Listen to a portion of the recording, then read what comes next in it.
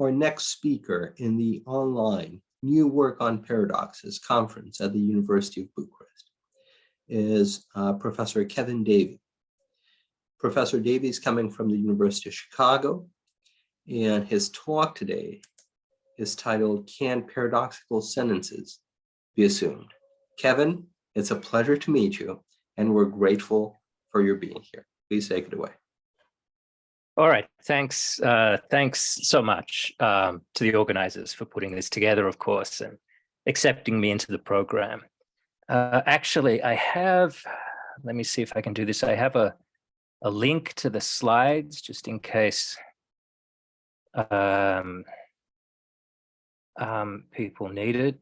Let me try to put that in the chat here.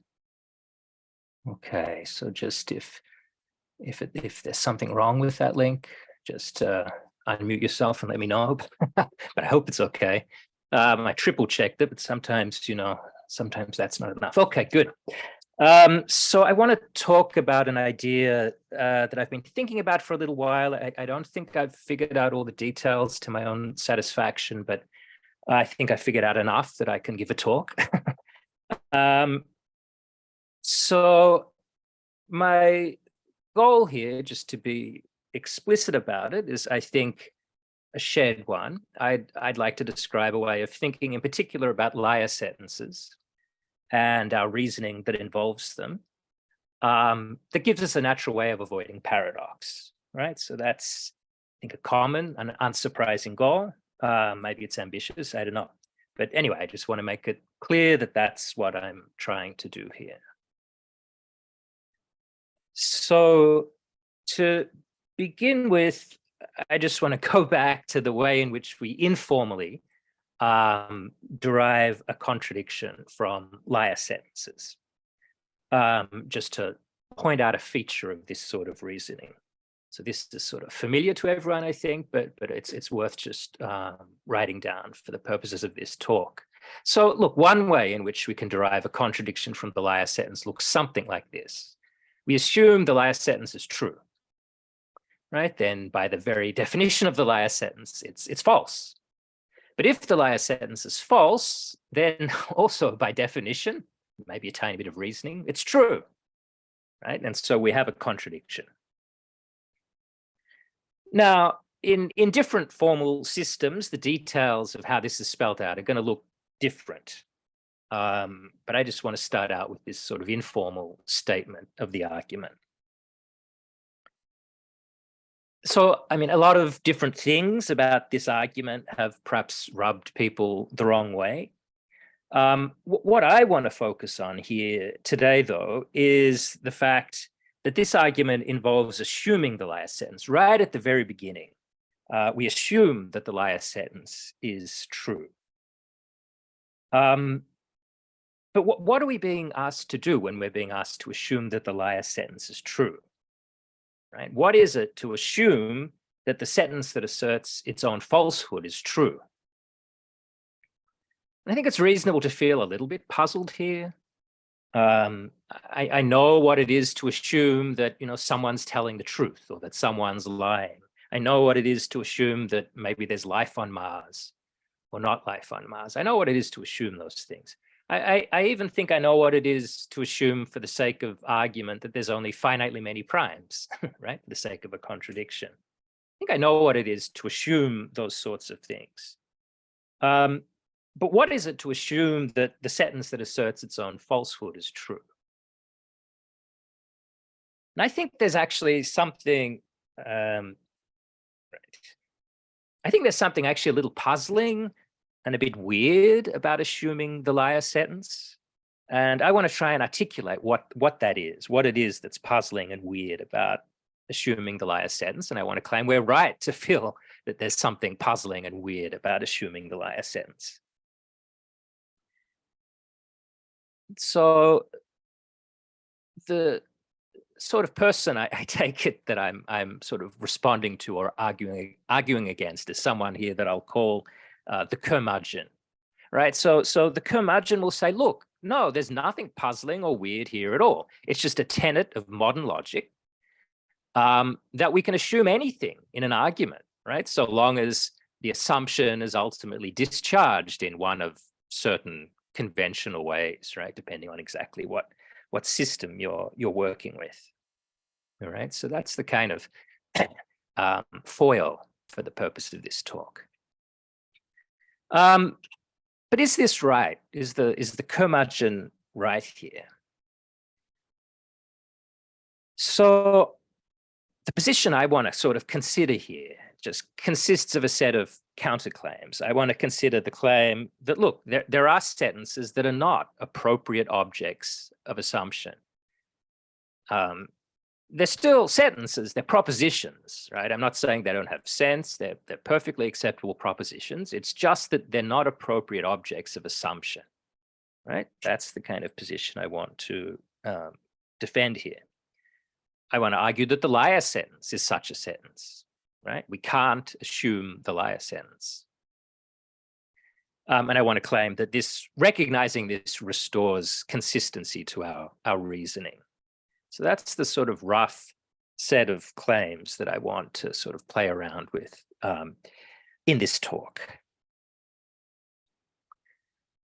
Now, the general guiding principle I have here, perhaps just for magical reasons, is that I want the departure from classical logic to be as small, to be as minimal as possible.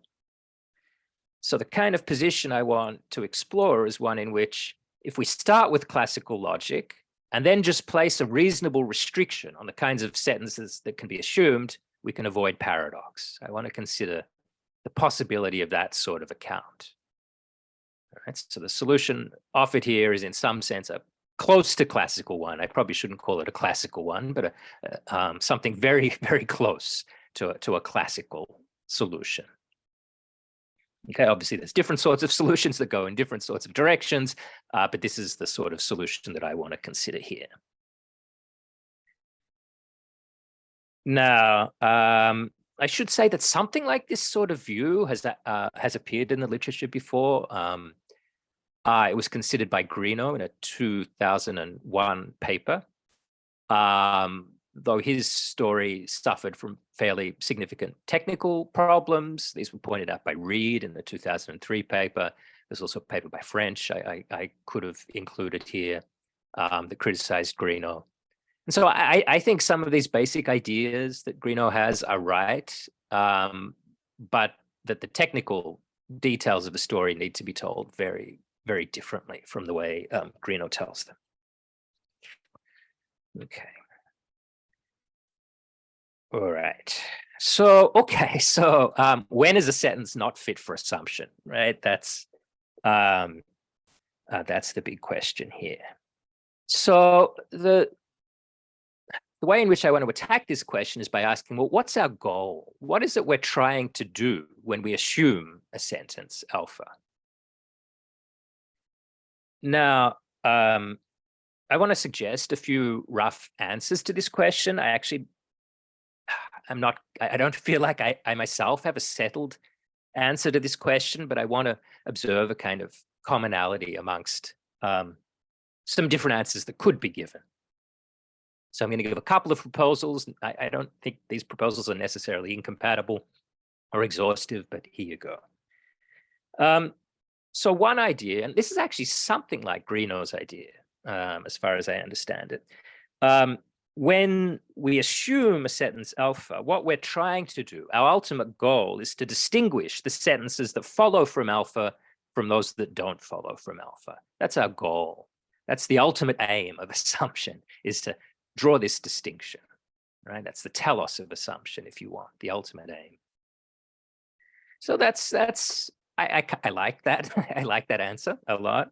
A different, very slightly different approach you might have is look that assumption is just one tool amongst many that we can use towards the end of distinguishing a special class of sentences, the logical truths, from the sentences outside this class, the propositions that are not logical truths. So ultimately, our goal, what we're aiming for, the ultimate aim of assumption, is to sort of help us draw this distinction.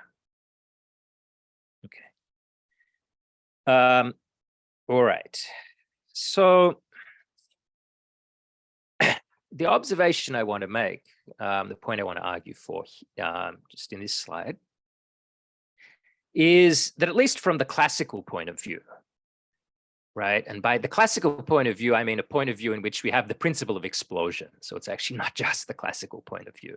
So assume we have the principle of explosion. I know there's lots of enemies of the principle of explosion in the world these days. That's fine. But at least from the classical point of view in which we have access to something like the principle of explosion, I want to make this claim. So suppose that if we're allowed to assume some sentence alpha, then we're somehow able to prove the empty sequent. All right, the sequent with with nothing on its left or right. All right, so alpha has been discharged and somehow everything's disappeared because of the cut rule or something, right? But so suppose that being allowed to assume alpha allows us to prove the empty sequent.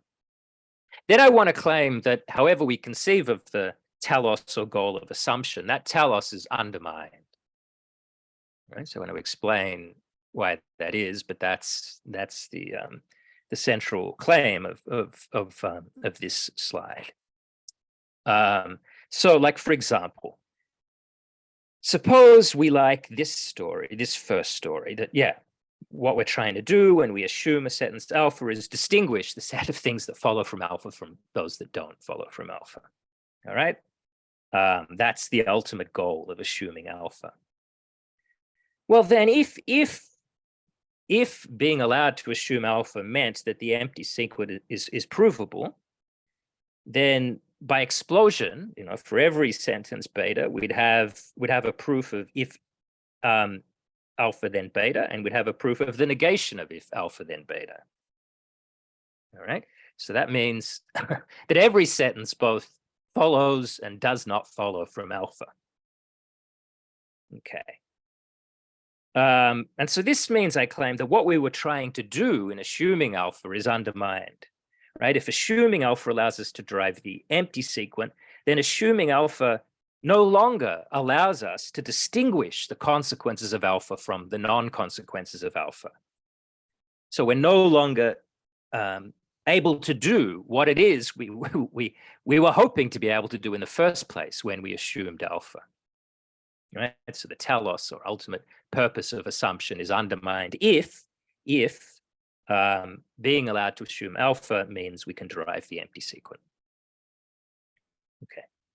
And so likewise, if you're attracted to this story number 2, I think there's a similar point you can make. If the ultimate aim of assumption is to distinguish the logical truths from the non-logical truths, and being able to assume a sentence alpha allows us to prove the empty sequent, right? Then, well, by explosion, we've got, for every sentence beta, we've got a proof of beta, also a proof of not beta for that matter. So now it looks like every sentence both is and is not a logical truth.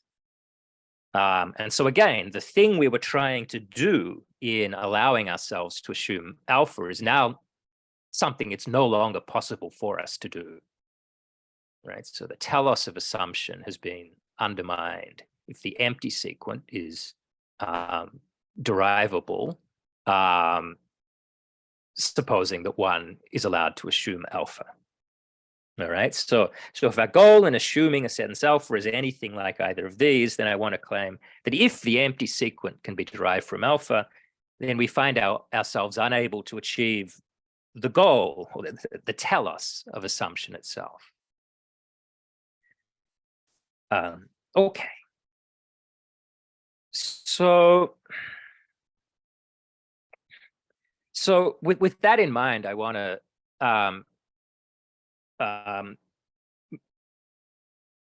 suggest a test, or really it's going to turn out to be a constraint on what it is for a sentence to be supposable. And this is not sort of fully precise yet. We'll sort of make it precise in the subsequent slides. So right now, this is something just like an intuition, right?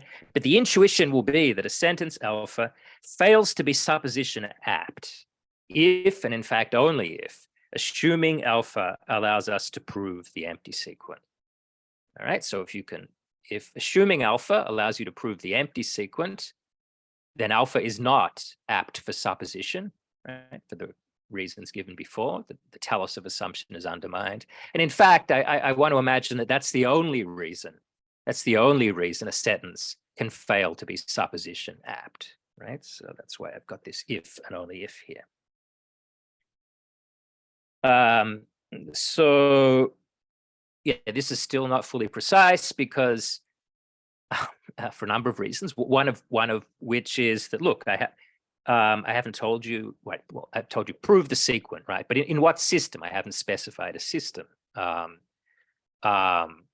proof system to be used in applying this test.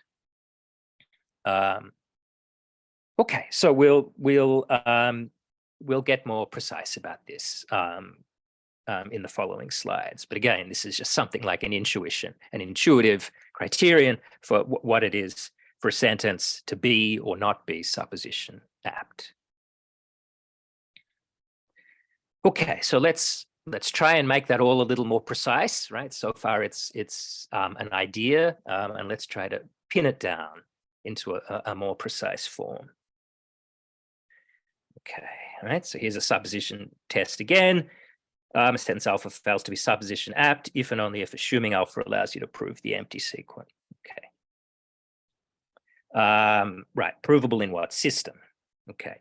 Now, I mean, just to give a rough idea, I mean, presumably we want it to be the case that a sentence alpha will fail to be supposition apt if and only if assuming alpha allows one to prove the empty sequent in the very system we're trying to develop. That is a system that has restrictions on what can be assumed and what can't be assumed. If we were talking about a proof of the empty sequent in anything other than ultimately the system we're trying to develop, then it's not clear that the supposition test would tell us anything particularly plausible or compelling. So, all right, that just gives us a sort of hint as to how we might try and flesh out the supposition test in more precise terms. So I want to sort of, again, try to make this more precise with those guiding intuitions that I've given you in a couple of steps. So first of all, I want to specify the underlying base logic. As I've said already, it's going to be classical, just for the purposes of this talk. That's what I want to begin with for convenience. And so it's going to be a sequent calculus, right, with things on two-sided sequent calculus with things on the left and things on the right.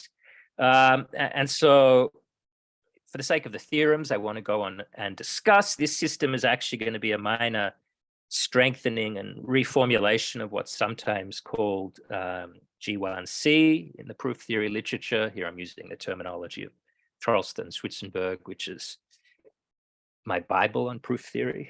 So I'm not going to list out all these rules. Actually, the system I end up using is a slightly clunky modification of G1C. It's a goal of mine to streamline it a bit, but right now it's not particularly streamlined. But at any rate, that's not what I want to focus on here, right? So we've got that as our base logic, some system that I've just vaguely gestured at. I want to add a couple of things. So for the sake of convenience, I want to have access to all the theorems of Peano arithmetic. And so let's just, for the sake of convenience, have them all as logical axioms, right? So I just have the sequent with X on the right-hand side, nothing else, for every theorem X of Peano arithmetic. Right, so there'll be no funny business with Peano arithmetic. We've got all the truths of Peano arithmetic from the get-go. And so I also obviously want a set of truth rules. And so these shouldn't be too surprising. We have an introduction and elimination rule for the truth predicate and also for the negated truth predicate. It'll be convenient to have that too. And we have it both on the left and the right-hand side. So, for example, take sort of left truth introduction. This says that if you have a sequence with X in it, then you can just replace that with it's true that X, right? So that's truth introduction on the left. You also have a corresponding version of this on the right-hand side. We can introduce truth on the right. There's also a corresponding elimination rule, nothing surprising. If we've got it's true that X in a sequence, then we can just replace that with just X. Okay, and again, we can do that on the right-hand side too. As I said, for convenience, it's useful to explicitly specify what I call negated truth rules. So if you've got some sentence of the form not X on the left-hand side of a sequent, then we can replace that with it's not true that X, right, directly. And likewise on the right-hand side. And likewise, if you've got it's not true that X in a sequent, you can just replace that by not X on both the left. And also there's a right-hand version of that rule. All right, so we've got this underlying sequent formulation of classical logic. We've got all the theorems of Peano arithmetic, and we've got these very standard looking truth rules. Okay, so that's the kind of base system I want us to start with. Okay. All right. So now I want to introduce this idea that we want to restrict our set of assumptions. All right. So given this base system of reasoning that I just described on the previous slide, and given a class of sentences, squiggly A, I want to add the requirement that only sentences from squiggly A can be assumed. Right? That is, only sentences from squiggly A may appear on the left-hand side of a sequent. Okay, so if we've got just some set, any set squiggly A of sentences, we've got classical logic plus arithmetic plus truth theory in the sense spelt out on the previous slide. And now for this set squiggly A, we introduce this restriction. We get a new consequence relation, right? And so I'm going to call, we get a more restricted consequence relation. So I'm going to call that turnstile subscript squiggly A. Okay, so that's just sort of classical reasoning with restricted assumptions, right? Classical reasoning where assumptions have to be drawn from A. Okay. Okay, so with this in mind, I want to formulate my supposition test more precisely. Okay. Really, it's the supposition, it's a constraint rather than a test, but okay, I'll explain why in a second. So here's the way I want to put it. So for any sentence alpha, a sentence alpha is not in squiggly A, just in case if we add alpha to A, then the empty sequent is derivable, right? So let me just flesh that out a bit in case that looks a bit weird. So this says a sentence alpha is not assumable, right? A sentence alpha is not assumable if and only if adding it to the set of assumable sentences allows us to derive the empty sequent, right? So it's something like the idea I said before, but now made sort of technically precise, right? A sentence is not assumable if and only if adding alpha to the set of assumable sentences allows us to prove the empty sequent. Okay.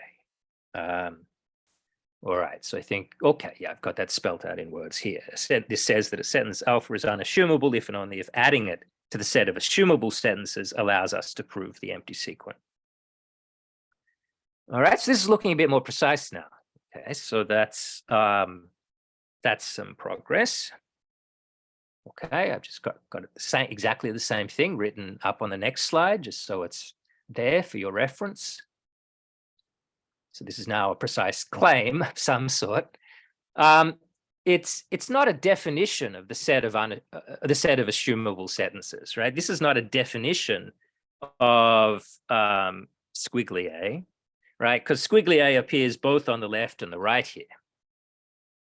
Okay, so if squiggly A didn't appear on the right, then maybe we could say this is a definition of what it is for a sentence to be assumable. So we don't have that. So this is rather a constraint on the set of assumable sentences. So maybe it's not a supposition test, but something like a supposition constraint. Maybe that's what I should call it. Right, so it's a constraint on the set of assumable sentences. I want it to be the case that the only reason a sentence is not assumable is that if it were assumable, we could derive the empty sequent. Right? That's a constraint on the set of assumable sentences. And look, as such, it's not obvious at this point that there is any set A that satisfies the supposition test, right? This is a constraint, a kind of circular constraint. It would be nice if there were sets of sentences A that satisfied this constraint. At this point of the talk, it's not obvious. It shouldn't be obvious to you that there are such sets A. But if there was a set, or even sets A, squiggly A, that satisfied the supposition test, it would be natural to think of such a set or sets, squiggly A, as the set of assumable sentences, with every sentence that's not assumable being not assumable for the reason given before. If it were assumable, the empty sequent would be derivable, and the telos of assumption, whatever that is, would be undermined. Okay, so we're making a bit of progress. At least we've got a precise version of how we might try to draw a distinction between assumable and unassumable sentences. Okay. All right. So let's talk about some formal results, a couple of theorems. So the first theorem really, it tells us that there are sets of sentences, squiggly A, that satisfy that supposition test, right? There are such squiggly A's. And in fact, they're quite big. They include a lot of stuff, as we'll see. They can be assumed to include a lot of stuff, so that lots and lots of stuff is assumable. That's going to be the consequence, the takeaway from theorem 1. So theorem 1 says, so let EA be a Kripke fixed point. I'll just remind you in a second of what that is. But suppose we've got a Kripke fixed point, and we know there's lots of them.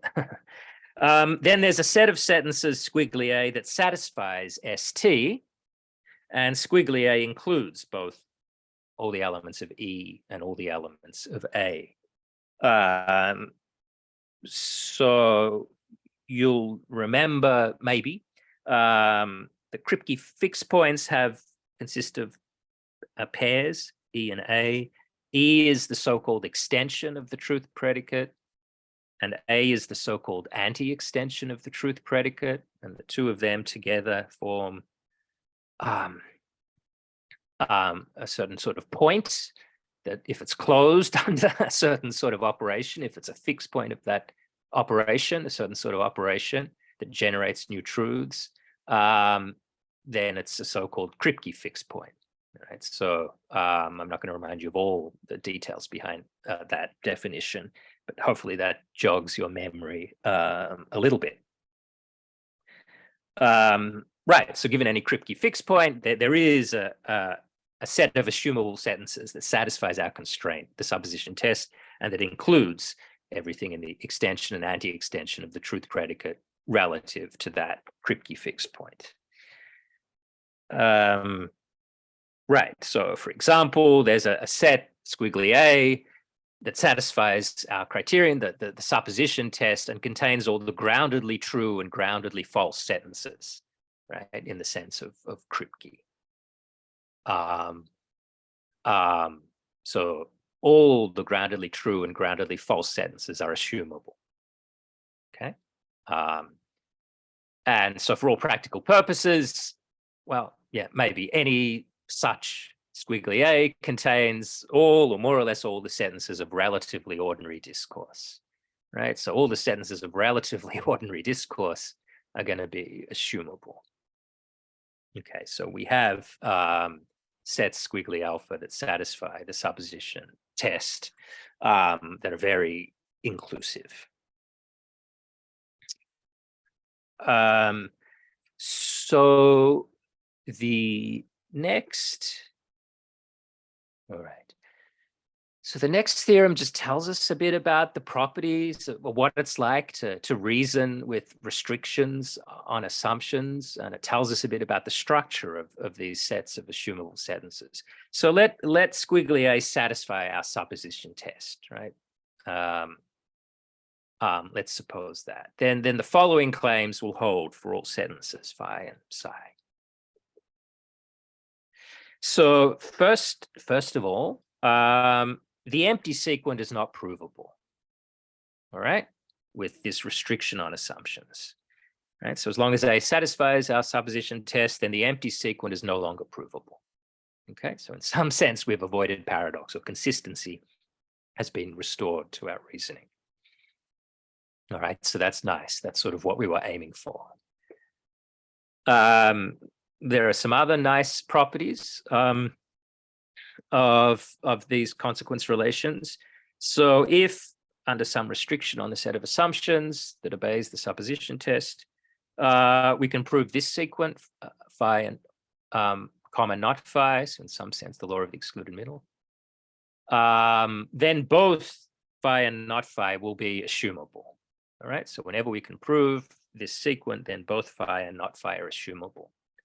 So in particular, anything provable is assumable, right? Because if you can prove phi, then by weakening, you can prove this sequent, right? By right weakening. And so, right, it'll turn out that both phi and its negation are assumable. So for anything provable or anything refutable also, both that sentence and its negation will be assumable. And I should say, for this system, you have double negation, introduction, and elimination unrestrictedly. Right, so we don't have to worry about, well, what about the negation of the negation, or the negation of the negation of the negation, right? This is unlike intuitionistic logic, and the double negations can just be inserted or removed at will. Okay. So, right, the third claim here, third part of the theorem, is also nice. It says that if we've got some phi that's assumable, that's in squiggly A, and in our logical system, you can prove that phi is equivalent to psi. Okay, so here's one way of spelling out what that means, but that's not what I want to focus on.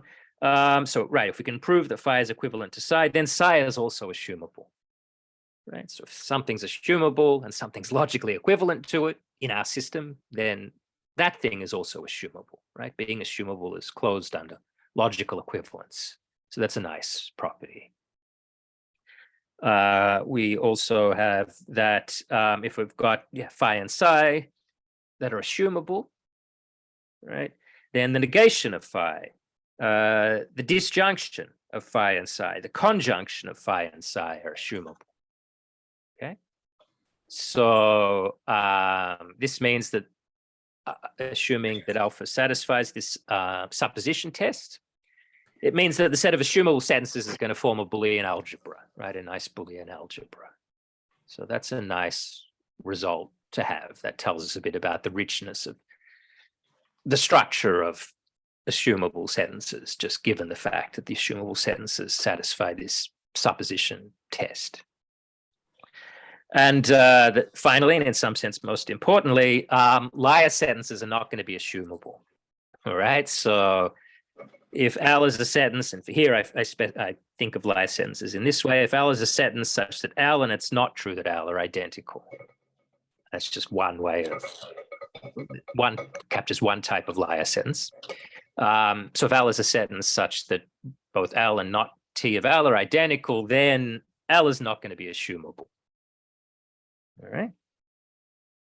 So this is supposed to, well, if you think of this theorem as a whole, it kind of vindicates, or it suggests that one can vindicate the kind of point of view I was suggesting before in answer to the curmudgeon, right? There are sentences that can't be assumed, right? The liar sentence is such a sentence. The liar sentence is an example of a sentence that can't be assumed. And once we realize this, then consistency can be restored to our reasoning, right? So that's a sort of technically spelt out version of that set of claims. Okay, so I'll just, that's the main sort of technical body of the talk. So I just want to make a couple of quick remarks, if I may. So the kinds of systems I'm considering here are formally very similar to irreflexive logics, what are sometimes called irreflexive logics, where you don't have this, for example, in general. And so the main results here, the main technical results here are not super difficult and not even super new. They're similar in a certain respect to known results in logic with restricted initial sequence. So there's a bunch of papers here. I suppose I've just given the authors here. French, Meadows, this paper by Nicolai, a paper by Nicolai and Rossi, and Schroeder-Heister. They've done work in this direction that's sort of technically vaguely similar, but the novelty here, if there is novelty here, is that I want to put this all in the framework of assumability and unassumability. They're working in different frameworks with different goals. So the novelty here is putting this into this general framework of assumability and unassumability. I just want to point out a couple of sort of restrictions. There are many sort of consequences in terms of what we can't do in this system. So I just want to quickly give a few examples. So in our system, from the fact that everything John said is true, and the fact that John said the liar sentence, we can't infer the liar sentence. All right, so that's an example of a principle we don't have. Under the assumption that everything John said is true and that John said the liar sentence, we can't infer the liar sentence. Or I suppose we don't have the relevant conditional would be a better way of putting it. So that's just a property of this system. In our system, we don't have, for example, something like this. For all x, if x is true, then it's true that x. We don't have this. We have every substitution instance of this for an assumable sentence, right? For every assumable sentence, if every assumable sentence x, let's say, if x is true, then it's true that x, right? If x is true, then it's true that x. We have that. We don't have this absolutely universal claim, right? In particular, we don't have that if the liar is true, then it's true that the liar is true. We don't have that. Whether that's good or bad, I don't know. It's just a fact about this system. And so we don't have, for example, Field's principle of intersubstitutivity. Just if you know what that is, then great. If you don't, then that's fine. Okay, so there's, a lot other things that could be said about what can and can't be proved in this system, but I'll just leave that there. A sort of question I have that I'm trying to figure out is it's a fact about what I have so far is that we don't have a unique squiggly alpha of assumable sentences. We'd rather have many possible choices for our set of assumable sentences that satisfy this constraint. That's maybe a bit unsatisfactory, maybe, I suppose. I don't know. But a question is whether we can somehow tweak the supposition test, strengthen it, or tweak it in some way so that we actually get a unique, not just the existence of a set alpha that satisfies this tweaked version of a supposition test. It would be great if there was a uniqueness result, right? That there's a unique squiggly alpha that satisfies this tweaked version of the supposition test. And maybe that would somehow correspond to something like Kripke's maximal intrinsic fixed point or something like that. I don't know. So I don't know. Is it possible to tweak the supposition test to get a unique A, squiggly A? I don't know, but it's something I'm interested in. Okay, all right. Well, I'll leave it there. So thanks so much for your attention. Great. Please join me in thanking Professor Davey. Thanks so much, sir.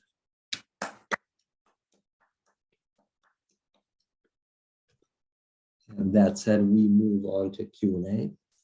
And if there are questions, comments, rejoinders, please don't hesitate. We have a question from William. William, thanks so much, and thanks for your patience. I realize we're a bit behind schedule. So please go ahead and ask your question. All right, thank you. And thanks, Kevin, for the talk. I guess one comment about the motivation for the supposition test. Could you actually go back to, I think it was slide 9? Okay, let's see. So you can see the slides now? Yes, I can. 9, okay. This was the one on the 2 motivations for assumption. Yeah, okay, that's the, right, that's an important slide, yeah. Yeah. Yep. Yeah, so, I mean, I guess I'm a bit more moved by the first motivation that you list, though I think both of them are plausible. I guess I have a concern about how you interpret them. So I would interpret the follow from in the first to sort of correspond to the sequence symbol and not to an object language arrow. Yeah. So I would think that when I assume what I want to do is distinguish what is provable from this, from what is not provable from this, or what sort of follows biological consequence from this, from what doesn't. And so, of course, if this does prove the empty sequence, then it means that everything follows, but it will not mean that also everything does not follow. So, I mean, it still doesn't distinguish in the sense that it just means everything follows, but you don't get this sort of like contradictory and also everything doesn't follow. And I guess a somewhat similar point for this second motivation, then, then you would get that every sentence is a logical truth. You wouldn't get that also every sentence is not a logical truth. You just get that every sentence, including its negation, is a logical truth. But you don't get that every sentence fails to be a logical truth if you're thinking, if you're focusing on the sort of, on the sequent as the thing that's giving you the thing you care about. So I guess that's just a kind of comment on how I am sort of thinking about what motivates me to assume in this framework. Yeah, no, fair enough. I mean, that's a good point. I mean, I sort of picked the way of fleshing things out here that was sort of most convenient for what was going to follow. I mean, with sort of this little argument, I mean, the way actually Greenough has, this is something like Greenough's point here. And I think Greenough's point of view is that, look, suppose you're trying to figure out whether beta follows from alpha, and you learn this and you learn this. Greenough thinks that when you learn this sort of undercuts this in some sense. Like this is supposed to tell us that beta follows from alpha, and this sort of undercuts that. So what are we supposed to think when we have proofs of both of these? Greenough thinks we're left in some sort of confused state. It's no longer clear anymore whether beta follows from alpha. And I am sort of moved by that. I mean, I get, I get your concern, but I don't know what else to say other than that I am somewhat moved by the fact that when we're in this situation, I don't know what to say anymore about whether beta really follows from alpha. That's the intuition I want to throw at you. And I get that there's you might want to read this supposition test in more meta-theoretic terms. But maybe we don't have to. I don't know. That is something I want to think about. I mean, I don't have a very precise answer at this point as to why I choose this fork in the road rather than another. But that's sort of the intuition behind why it's worth exploring this one fork in the road. So, it can be worth exploring other forks in the road, other formulations of the supposition test too. I just don't know how it works out if I follow your fork down the road. Great, thanks. Great, thanks so much to you both. And with that, please join me once more in thanking Professor Davey. We're very grateful for your talk. Thank you very much.